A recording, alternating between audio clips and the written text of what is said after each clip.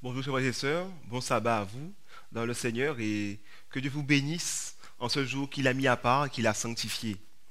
Alors aujourd'hui, j'ai le privilège, votre serviteur, bordé midi, de vous conduire au trône de la grâce, de vous diriger dans la parole de Dieu et de vous édifier dans le Seigneur. Prions et commençons. Notre Père, notre Dieu, nous te remercions pour ce jour béni que tu nous donnes. Merci Père pour la vie, merci Père pour ta grâce, pour ton pardon, pour ton amour, pour Jésus Seigneur, pour le ministère des anges et pour ta sollicitude envers nous. Aujourd'hui Seigneur mon Dieu, veuille te révéler à nos cœurs, veuille Père nous fortifier, nous régénérer, afin que nous puissions continuer dans notre course chrétienne avec une force nouvelle. Nous avons prié Seigneur en Jésus et pour ta gloire. Amen. Amen. Alors chers frères et sœurs, depuis quelque temps, il y a de ceux parmi nous qui ont froid. On a froid. Parce qu'il manque de chaleur fraternelle à cause de l'actualité du jour, à cause de la Covid-19. Nous sommes prisonniers des murs de chez nous. Nous sommes prisonniers en fait de la distance. Et ce qui nous manque, c'est ce rapport humain. Mais je vous dis, n'ayons pas peur. Car ce qui nous réchauffe entre nous, c'est la présence de Dieu. Donc si Dieu est avec vous, alors vous serez certainement épanouis, même dans la distance. Et Dieu fera en sorte que nous puissions nous rencontrer de manière exceptionnelle, ou de retour prochainement dans la maison de Dieu, ensemble. Ce matin, nous avons comme titre des messages du moins, proclamer l'évangile comme Jésus. Proclamer l'évangile comme Jésus.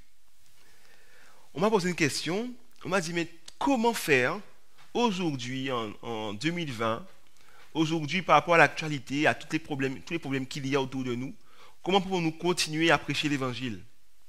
On ne peut plus faire ce qu'on faisait avant. Et je me suis interrogé, j'ai mis ça en prière et Dieu m'a dirigé. Et il m'a posé une question, mais qu'est-ce qui a changé?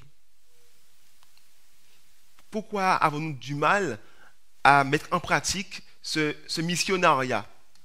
Simplement parce que nous avons employé la mauvaise méthode. Nous sommes restés à parler, à aller à la rencontre des gens pour pouvoir parler. Mes chers amis, ce n'est pas la méthode de Christ. La Bible nous révèle que Christ, sa méthode, il faisait du bien, il sympathisait, il s'occupait des besoins, premièrement, avant de parler. Mais nous voulons parler, emmener dans l'église, et après nous occuper d'eux si Dieu nous en donne l'occasion. Avec cette pandémie, avec les problèmes que nous avons aujourd'hui, ce respect de la distance sociale et au niveau de la sécurité sanitaire, nous pouvons continuer à aimer. Nous pouvons continuer à nous aimer les uns les autres. Continuer à dire au voisin salut de loin. Continuer à lui apporter les fruits du jardin, les légumes du jardin. Continuer à soutenir, à faire des courses pour un tel ou pour un tel. Nous devons continuer à prendre des nouvelles. Nous devons continuer à être bienveillants. Continuer à offrir notre temps, notre argent, nos ressources. Nous pouvons continuer à aimer et à employer la méthode de Christ. Car en réalité, qu'est-ce que l'évangile? L'évangile, c'est la bonne nouvelle du salut. L'évangile, c'est l'amour manifesté en Jésus et qui vient maintenant, cet amour qui est en nous, jaillit dans notre entourage. Alors nous pouvons continuer à aimer. Ellen White nous donne une très bonne description de la méthode d'évangélisation de Jésus. Elle dit dans Ministère de la guérison, à la page 118, la méthode du Christ pour sauver les âmes est la seule qui réussisse.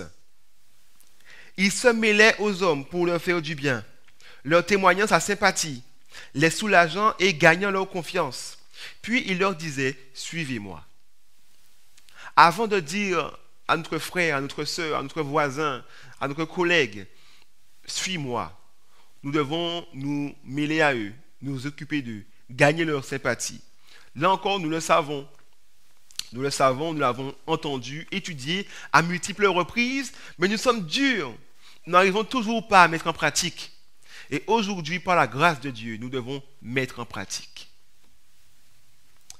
Jésus voudrait que nous adoptions sa méthode. Non pas que nous la prêchions, non pas que nous parlions de sa méthode, mais que nous l'adoptions. Il est temps aujourd'hui d'arrêter de savoir ce qu'il faut faire, mais de faire ce qui doit être fait. Nous savons ce qu'il faut que nous fassions, mais nous ne faisons rien. Nous restons à spéculer, nous restons à parler entre nous, à faire des constats sur ce qui ne va pas, ce qui va, mais personne d'entre nous ne se lève pour pouvoir faire ce qui est juste. Arrêtons. Aujourd'hui, l'occasion nous est donnée d'améliorer notre ministère, d'améliorer notre évangélisation. Combien de personnes durant cette pandémie ont été sans nourriture? Combien de personnes durant cette pandémie ont été isolées? Même pas un coup de fil, même pas un geste de courtoisie, ils n'ont rien reçu. Combien d'entre nous, et parmi aussi ceux qui nous entourent, ont des enfants à nourrir, ont eu des problèmes d'hygiène, problèmes d'eau? Où étions-nous?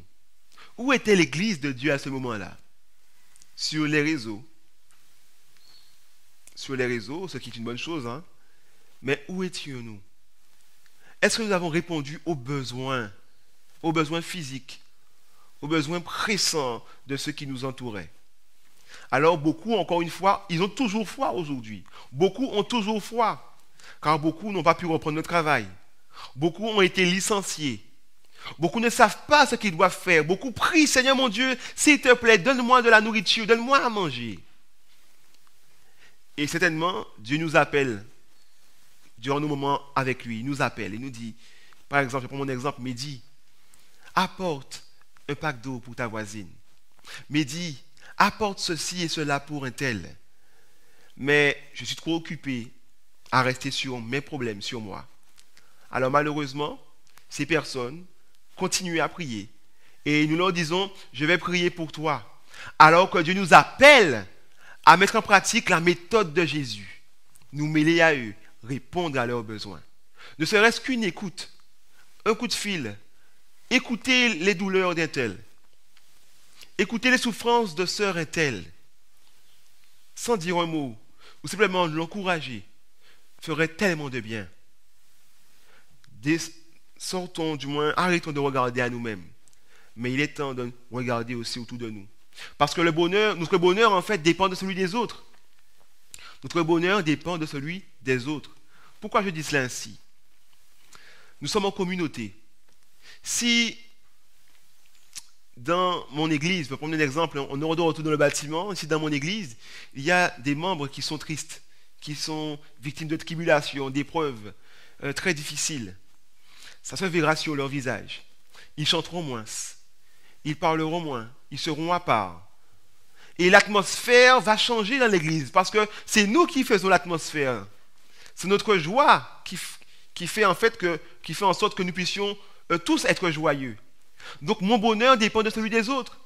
Je ne peux pas être joyeux tout seul. Mais si je regarde à ma gauche ou à ma droite, je vais voir quelqu'un qui a besoin qu'on lui donne un sourire, qu'on l'écoute. Alors, une fois que cela est fait, elle est soulagée et elle retrouve le sourire. Alors, nous pourrons être heureux tous les deux. Apprenons à mettre en place la méthode de Christ. Appelons nos membres, nos frères et sœurs. Si on a peur de sortir, appelons, demandons, as-tu le numéro d'un tel, as-tu le numéro d'un tel, et faisons, pratiquons la justice. Lisons ensemble Jean 13, verset 35. Jean 13, verset 35. Vous l'avez sans doute remarqué, depuis quelque temps, je ne prêche que sur cela. Parce que nous avons besoin de cette réalité du christianisme. Oui, les dogmes, les doctrines sont importantes. Oui, il faut connaître la prophétie. Oui, il faut connaître toutes ces choses. C'est important. Mais nous avons besoin de repentance en termes d'amour. De repentance en termes de fraternité. Parce que nous péchons constamment en ce sens. Nous devons penser aussi aux autres. Ne pas nous cloîtrer dans notre bonheur et laisser les autres dans leur malheur. Jésus n'est pas resté dans le ciel dans son bonheur.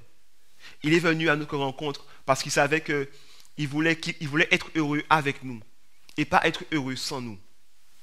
Alors il est venu à notre rencontre, il nous a rendu le sourire. Et alors maintenant nous pouvons rendre le sourire aussi à ceux qui en ont besoin. À ceci, Tous connaîtront que vous êtes mes disciples. Si vous avez de l'amour les uns pour les autres. Amen. Avoir de l'amour les uns pour les autres.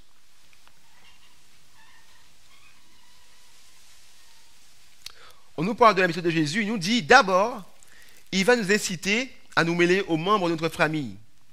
Ne pas exclure notre famille. Et à nos connaissances avec le désir de leur chercher du bien.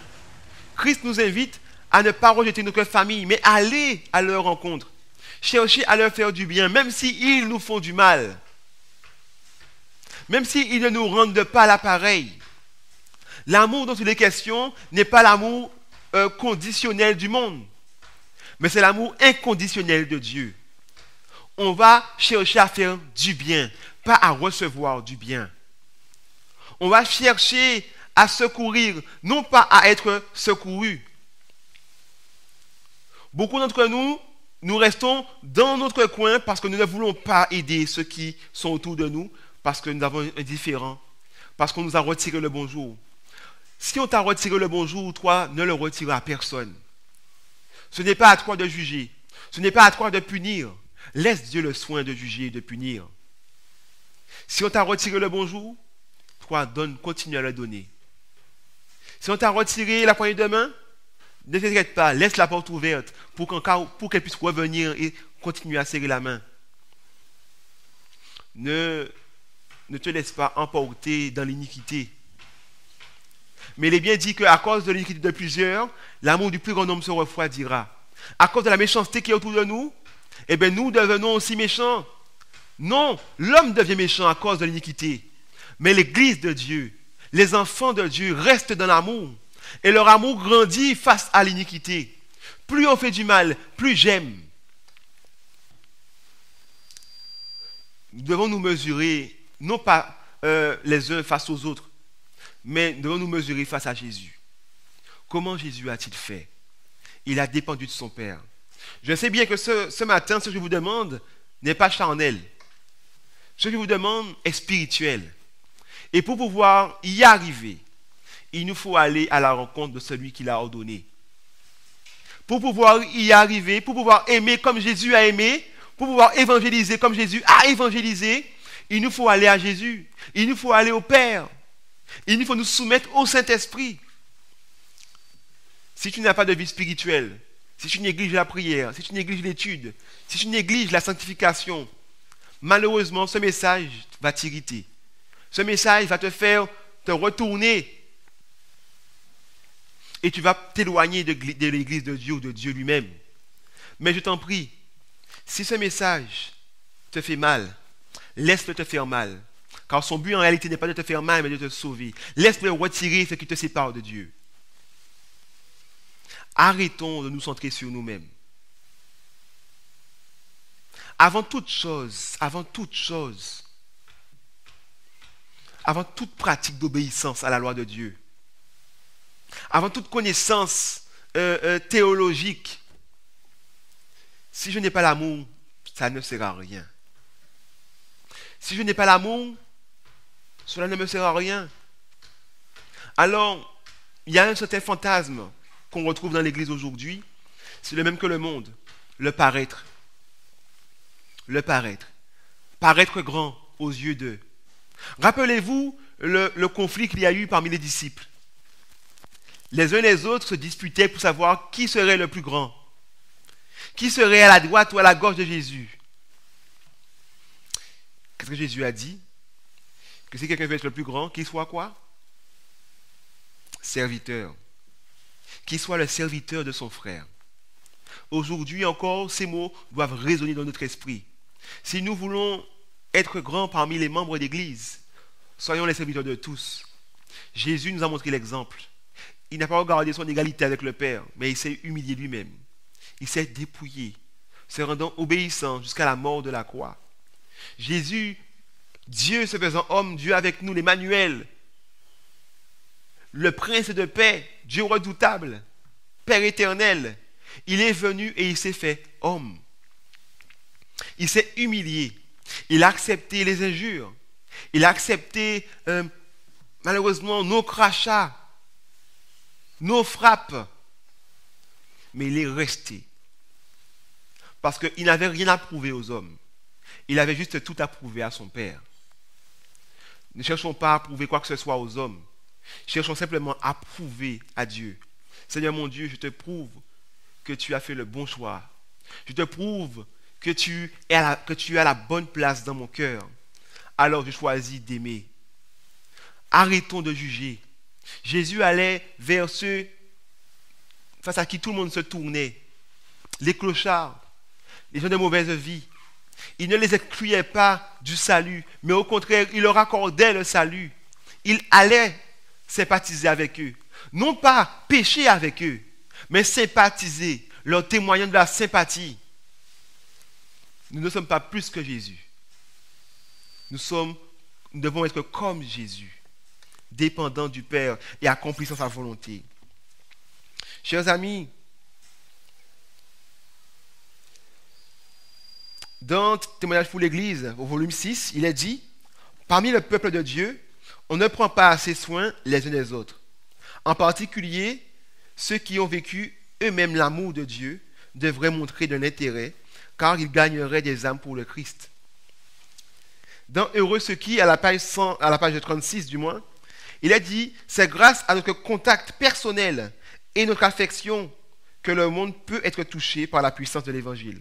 C'est grâce à notre contact personnel et grâce à notre affection que le monde peut être touché par la puissance de l'Évangile. Ce que je fais est un constat. Ce n'est pas une condamnation. Mais je me retourne, je me dis, mais où étions-nous durant ces problèmes? Et où sommes-nous aujourd'hui? Nous sommes précipités sur les réseaux. Et cela a aidé beaucoup d'entre nous. Mais nous sommes restés uniquement entre nous.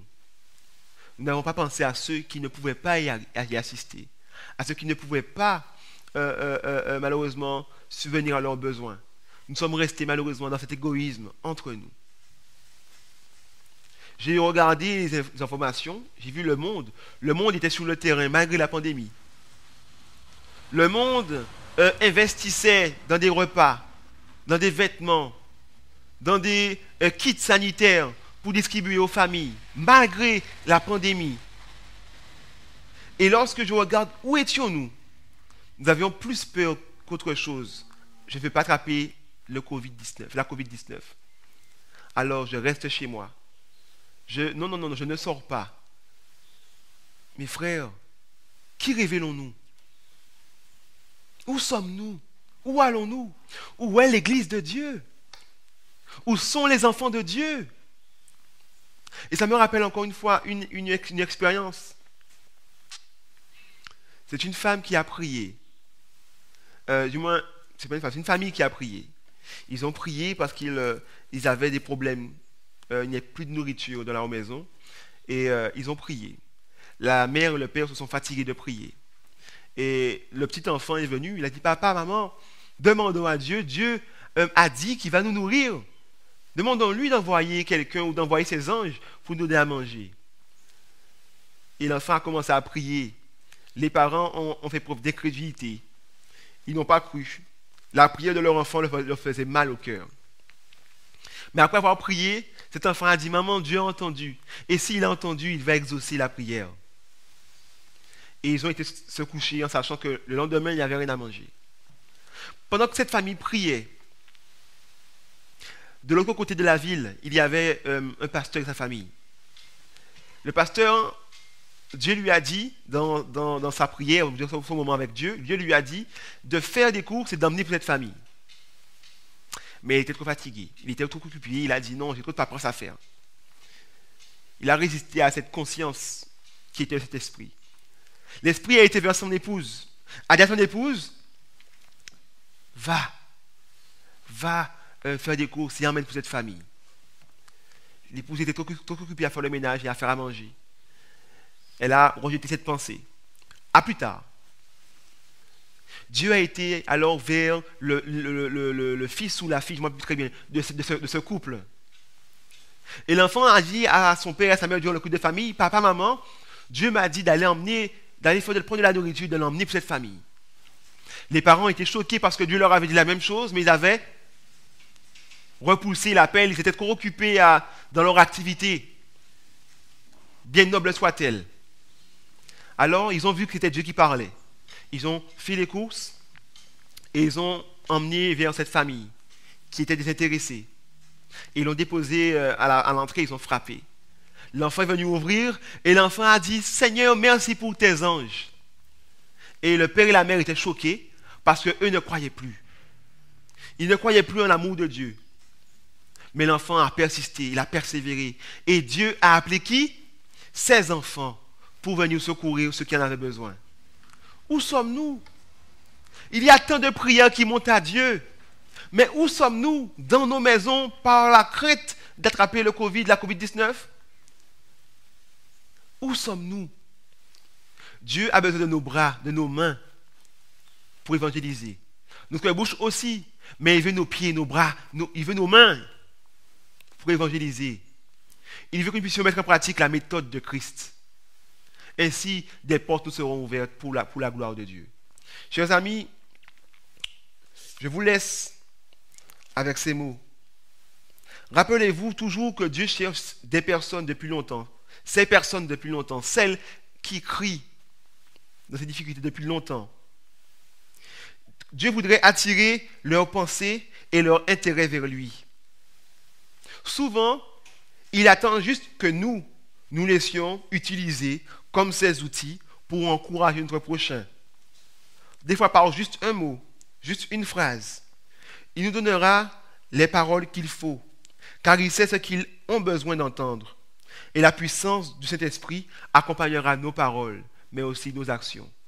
Soyons bénis, que Dieu nous fasse grâce et que nous puissions saisir réellement l'appel reçu et être attentifs, car peut-être que c'est notre voisin qui prie, nos familles qui prient, nos membres d'église qui sont en train de prier, Dieu de secourir. Et peut-être que Dieu nous appelle, nous, à tendre la main pour être sa main dans la famille de Dieu. Soyez bénis, chers amis, et je vous invite à prier ensemble pour que Dieu nous fasse grâce. Seigneur notre Père, notre Dieu, tu nous parles d'amour, tu nous parles de méthode de Jésus. Tu nous parles, mon Dieu, de faire plus que prêcher en parole, mais de le faire aussi en action. Tu nous parles, Seigneur mon Dieu, d'aimer, de révéler ton amour, car Christ est venu bien plus que discuter, bien plus que prêcher. Il est venu montrer l'amour du Père en donnant sa vie pour nous. Seigneur mon Dieu, nous aussi, aide-nous à donner notre vie pour ceux pour lesquels tu as donné ta vie. Aide-nous, Père, à donner notre vie pour nos amis. Aide-nous, Seigneur mon Dieu, à secourir ceux qui ont froid, à les réchauffer, mon Dieu, par ta présence. Entends-nous, Dieu des cieux, nous avons prié en Jésus et pour ta gloire. Amen. Amen. Soyez bénis et bon sabbat.